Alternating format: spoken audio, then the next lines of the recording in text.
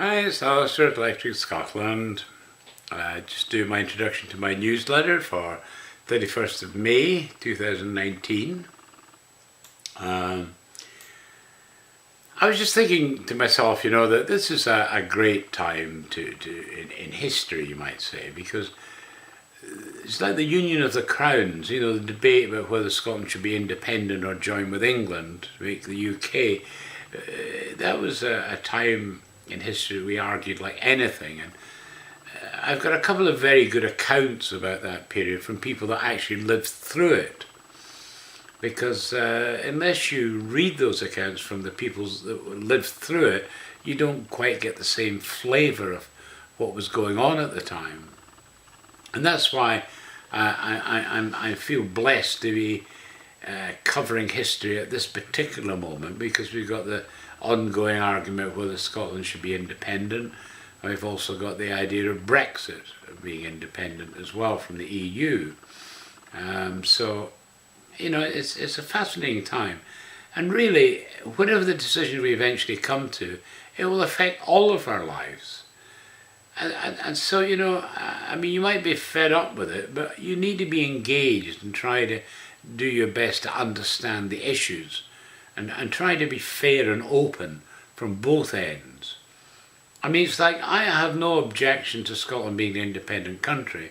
I just don't think it's capable of being a successful independent country right now. And that's because I'm very biased against the SNP. I think Nicola Sturgeon's a whiner. She said we must be respected. Well, you can't demand respect. You earn respect. And she's done nothing to earn respect. But there's so many people that are so fixated on the SNP and their idea of independence that they won't countenance any other arguments. And you've got people the other way. I'm perfectly certain Scotland could be a very successful independent country, but it needs better people to run it. And people need to be prepared to go through really tough times to get there in the end. That's my view. But I think Scotland could be very successful. It takes visionaries, it takes really good business people, and Frank, all these so-called social unionist people are just pathetic.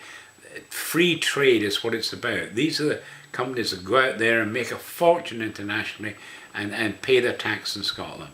That's where we'll get the money to do all the social reforms and everything. But frankly, every devolved power that Scotland's got, we haven't performed well on it by any manner of means. And frankly, I just think the SNP, MSPs are incapable of running the country. And that's why Nicola Sturgeon is desperate to belong to the EU, because she can't handle the new devolved powers she's been given for tax and everything. She's having to keep delay taking them over. Just think what would happen if she then had to run Scotland from an international trade point of view. We've no trade experts or anything in Scotland. So she knows she couldn't run it. Has to depend on the EU to negotiate deals for Scotland. So we're going to be totally under Brussels' thumb on everything. But that's the sacrifice she's prepared to make. So Scotland will not be independent. It will be independent under Brussels. It won't be a proper independent country at all. And that's why I think the SNP have just got it all wrong. They need to totally rethink their independence strategy. That's my view. So I'm very blessed, I feel at the moment, to be taking you through this big argument for independence for Scotland and might say independence for the UK outside the EU. Both very similar arguments. And as you can see, the discussions in our parliamentarians most of them are pathetic, useless people. They've no guts, they've no pride in country or anything. They're just hopeless. And we need to get a root and branch cleaning out of these totally useless MPs. In fact, I might say that we need a minimum standard to even stand for being an MP. I remember the Scottish Democratic Alliance called for a minimum standard of education and business experience to even stand as a MSP. I think that's maybe not a bad idea, actually, at the end of the day. So anyway, I just wanted to explain why I'm still going through all this Brexit and independence stuff here on the site, because I believe we're in the middle of a huge historical time in the nation's history, both Scotland and the UK. And frankly, I want to have a record of these discussions going forward. And I'm being very honest, because I told people where I stand as far as independence and Brexit go, so they can take my views, but I'm still representing other views, because I still post other views up on the site as a balancing exercise. But so, if you're not engaged, frankly, you should be engaged, because it's not only your future, it's your kids' future, and you need to be engaged in this discussion, I believe. And to that end, the first story I brought you in my Electric Scotland News this week is, despite the SNP bluster, the EU election proves Nicola Sturgeon's rhetoric isn't working. And the whole premise of that is that if you cuddle up all their votes, she's no further forward for independence than she was when we first started this. That's why I think she has to go, because she's failed to move the discussion on. And but who would take her place, I don't know, because the voice of the SNP is always Nicola Sturgeon. John Swinney gets a wee bit of a look in occasionally, but at the end of the day, it's the same faces, no change. Who else is there to run the SNP? We don't know any of them. They're all faceless people, because they're not allowed to argue against the bosses there. That's the way the SNP have done it, but that's very good for them, because the bosses are the ones that hold the power and the reins. So if you're an SNP, MSP, well, you better toe the line or you're out, son.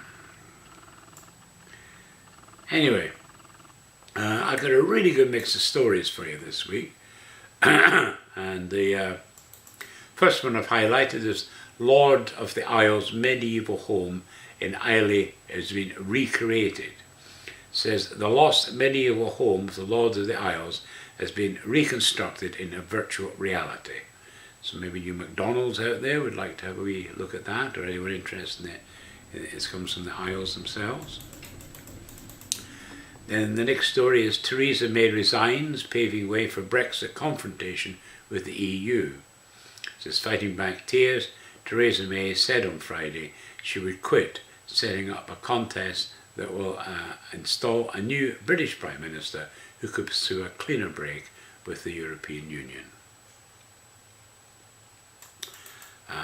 Next story is for our American friends. Trump to have a banquet with the Queen and will meet May on the UK state visit.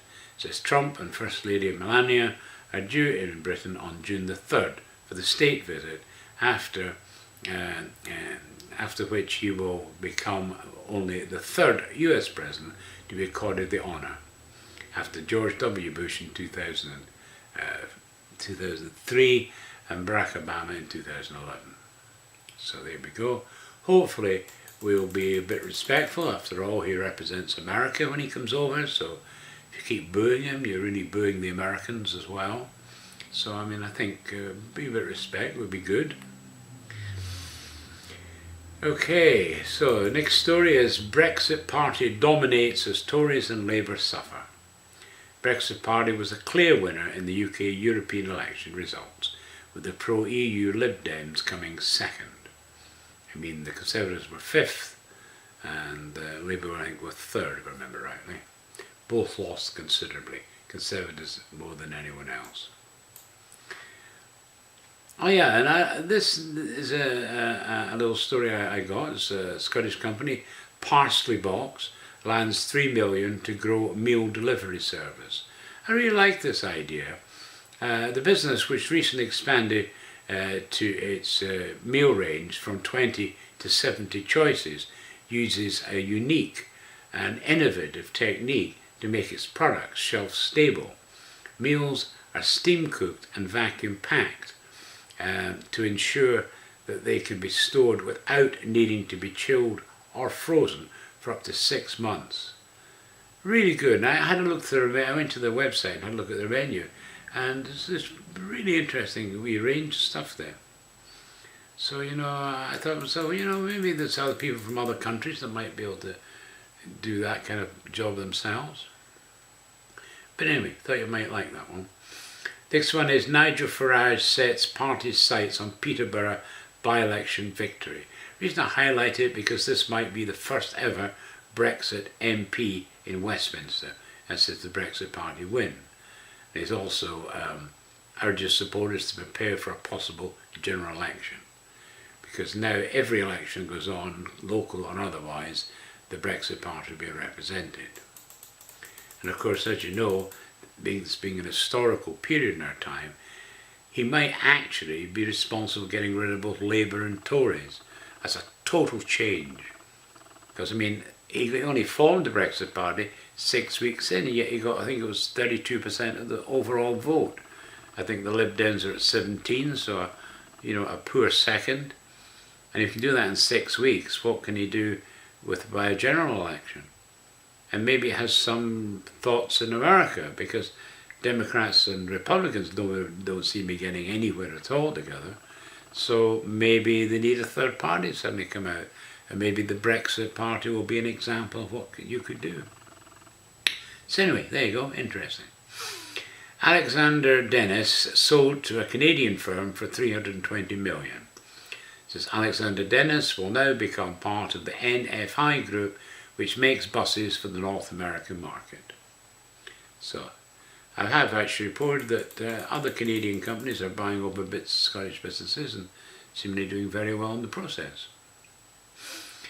Okay, National Children's Literature Centre in Dumfries is complete, and they've got a website up. It says the multi-million-pound transformation of a derelict Dumfries building into a national centre for children's literature has been completed. It's a good article from the BBC, that one. Say the BBC is very fake news, biased news stories, but their articles or the feature stories are usually pretty good. How Scotland changed the face of British banknotes is another BBC story which I thought was really interesting. It said there's a lot we take for granted about the banknotes in our pockets, from faces and colours to intricate two-sided designs, but they were all innovations that can be traced back to the Scottish banks, which have changed the face of cash down the centuries. So another interesting wee story there. And of course, Scotland was the first to have branch banking. It's only 100 years before the English started. So, many deals, but no withdrawal agreement, Brexit, could make us better off. It says the government should announce a boost to the UK economy in the event of us leaving the EU soon without signing the withdrawal agreement. That's from John Redwood, the MP. He's actually been talking to me a lot of sense, and so he's got a kind of bullet point list about things that the Chancellor should look at, and I quite agree with his list. I thought I'd put that up for you to read. Oh yeah, and another interesting story is this is cooking from tins is a reality for many. It says the cookery writer and campaigner wants to show people that tin food is nutritious and delicious as well as affordable. So, and one of the stories within that was the fact that she's buys quite often the tinned potatoes, which are actually very cheap. And she said if you crank up the deep fat fryer about 400 degrees and pop these little potatoes in, she said they turn out to be great roast potatoes, all being crisp on the outside and soft to the inside. So next time I'm out shopping, I'm away to buy a tin and try it out. Sounded interesting to me, that one. Oh yeah, and if you're interested in buying a bit of Scotland, it says Buccleuch is to sell off a large slice of his south of Scotland estate. Buccleuch has announced it intends to sell about 25,000 acres of the Borders estates following a review of its land. So, interesting opportunity there for someone, or maybe many someones. Another article from the BBC is Scotland's role in the D-Day landings. In Garlston Village Hall, there is a small exhibition telling how it plays an important role in the run-up to the D-Day landing 75 years ago. So another interesting story again there. Yes, and I've given you Scottish Child Abuse Inquiry. It says Chairwoman Lady Smith said the children's home were places of fear, hostility and confusion. And I wanted to highlight this because I'm reading far too many stories about children being abused in official homes. And it's time to stop this. I mean, the Scottish government should be put in prison. I mean, I think all these MPs that are involved in that should be put in prison for a week. Give them a sharp shock and make them understand this should never, ever happen again in Scotland, ever. I mean, I gave you some stories from the Scottish Review over the last year or so when they were highlighting stories of total abuse and ignorance by the social services people. They're horrible people, a lot of these. Now, I mean, I'm sure there must be some decent people in it, but far too many people in it couldn't give a damn about the children. Couldn't give a damn about them, and that's horrible. And Scotland especially got a problem in this area. It has to stop. So I hope you read that story, be totally disgusted with it, and call for some changes to be made in the way Scotland runs its affairs. Okay, another article. Old Scotia calling Nova Scotia. It says unemployment low, skill shortages are increasing, and more occupations have been found to require recruits from beyond the UK and the European Union. And in this particular article, there's a highlight Gaelic teachers, because there's apparently 5 vacancies for Gaelic teachers that hasn't been filled for over a year, and yet apparently Nova Scotia, there's very likelihood they could get these 5 teachers from Nova Scotia, because it's a good Gaelic speaking part of Canada. So there you go, interesting. And I might add that I remember, for example, that step dancing is very popular in Canada. But when I was in Nova Scotia, I met Willie Nelson, who was famous for his step dancing. And he, with some other team members, were invited back to the Western Isles to bring back step dancing, because they'd lost step dancing, although that's where it originally came from. So they were with a band to take it back and re-educate the Scots about their old heritage. So fascinating, some of that history there. Oh yeah, and I just thought I'd add this one. Trump praises high-profile Brexit proponents ahead of a visit to Britain. It says Trump told reporters he had great respect for British politicians Boris Johnson and Nigel Farage and considered them friends, but declined to say whether he supported either man to succeed May, who will step down on June the 7th. And the final story I've got for you is Clean Brexit, says Esther McVeigh. Conservative Party needs to reconnect with those voters who we lost in droves at the recent European elections, and also attract those who share our values but don't vote for us. This is why I have launched Blue Collar Conservatism and made it a key theme of my leadership bid.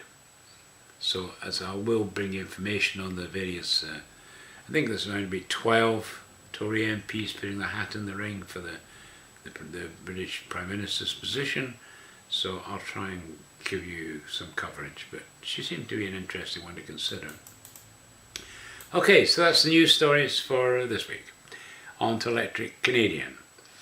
I've given you Canadian Horticulturalist, volume 28 for 1905 is up.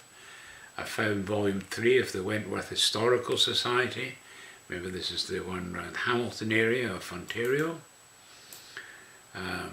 Well, I've got you a movie to watch, 49th Parallel, black and white, but you know, it was done by Michael Powell in 1942 It was starring Leslie Howard, Laurence Olivier and Richard George. I can't remember Richard George, but I remember Leslie Howard and Laurence Olivier, of course. Basically a thriller where the survivors of a sunken German U-boat try to get out of Canada, first by going west towards Japan and then south to the neutral United States. But a large theme predominates: the simple decency of everybody they encounter in Canada, compared with their own single-minded ruthlessness. So I thought you might be interested in me watching that. I've got the Winnipeg General Sympathetic Strike. This was May to June 1919, which was discussed all over the world at the time. So I didn't know about it. Having learned about it, I thought, yeah, it'd be interesting to read that. So it's now available on the site for us all to read.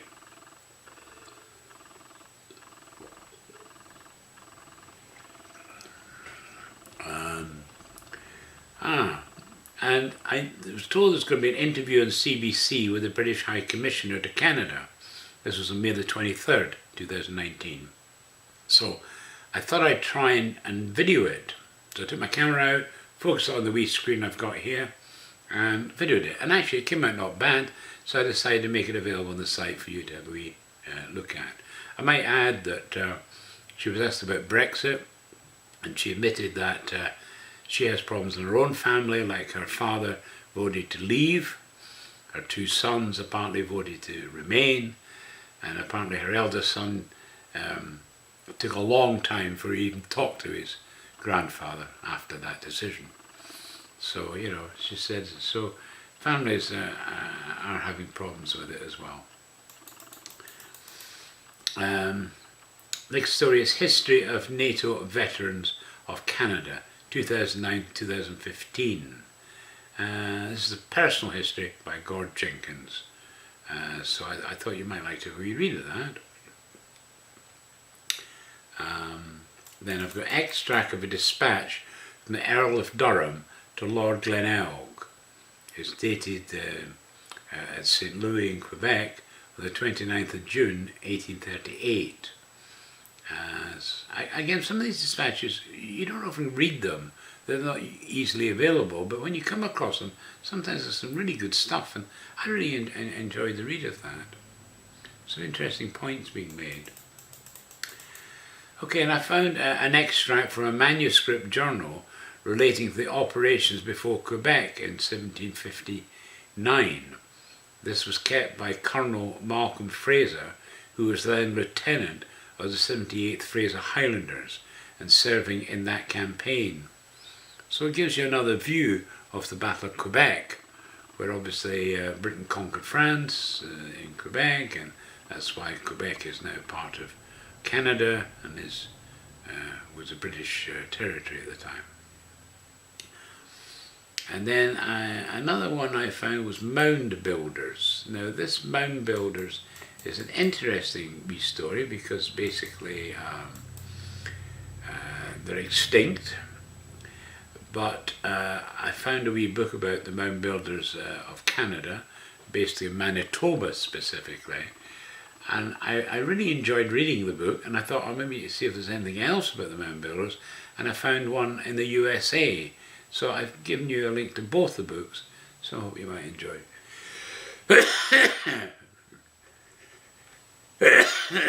Reading books.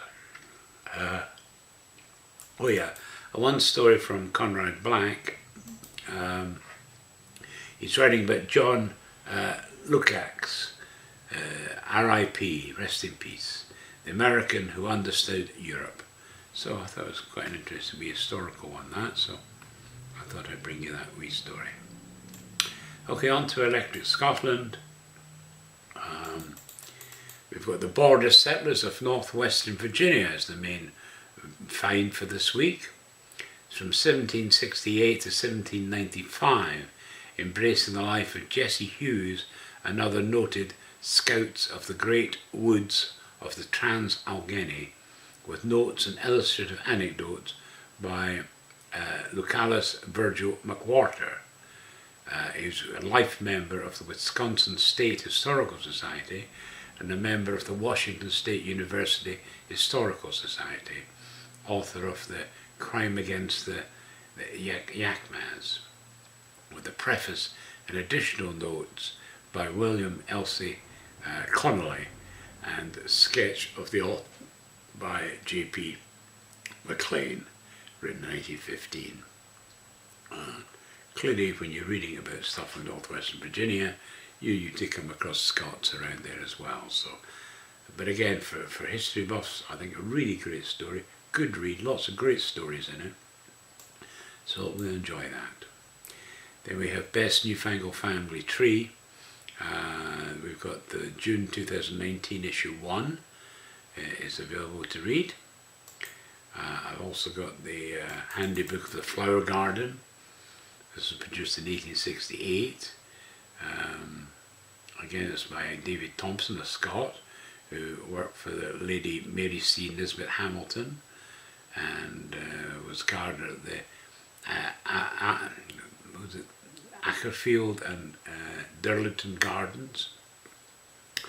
So again, if you remember the Victoria Garden, where they mostly grew vegetables, but also grew flowers, because they needed flowers for the house as well. So this is a take-up specific about the flower garden. And you know, so for those who love plants, I think you might enjoy that. Then I've got the life of the Right Reverend George Gleig, and the life of the Right Reverend Alexander Jolly, Bishop of Moray. Both of these are really interesting ministers, and both these books were written by the Reverend William Walker of Monymusk, and I think they're really great people, and both books got great reviews at the time, so you might enjoy reading about them. Then I've got the memoirs of James Marquis of Montrose, 1639 to 1650. This is by the Reverend George Wishart, D.D. It was translated with introduction, notes, appendices, and the original Latin, Part 2, now first published by the Reverend Alexander D. Murdoch and H.F. Moreland Simpson. This was done in 1893. So again, an interesting memoir. I've then got two books from MacDonald's, the MacDonald's of Clanranald and the MacDonald's of Glengarry, both by Alexander Mackenzie. So for you MacDonald's, I hope you enjoy that. And then finally, An Old Highland Fencible Corps is the history of the Ray Fencible Highland Regiment of Foot, or Mackay's Highlanders, 1794 to 1802, with an account of its services in Ireland during the Rebellion of 1798. It's by Captain I.H. Mackay, Scotty, and it was written in 1914. So that completes my Lecture Scotland stuff. And the story this week is about the major party meltdown and Remain's mythical victory is a story of the European elections. So this is just a big story about the general European elections and how we kind of fit into all that. So there you go, that's the newsletter for this week. Hope you enjoy it, and I hope you get more involved in independence and Brexit discussions and try and extend your knowledge of both so you can have input. Obviously I'd love to hear your comments and hope that you'll get involved. Okay, thanks for listening once again and have a good weekend.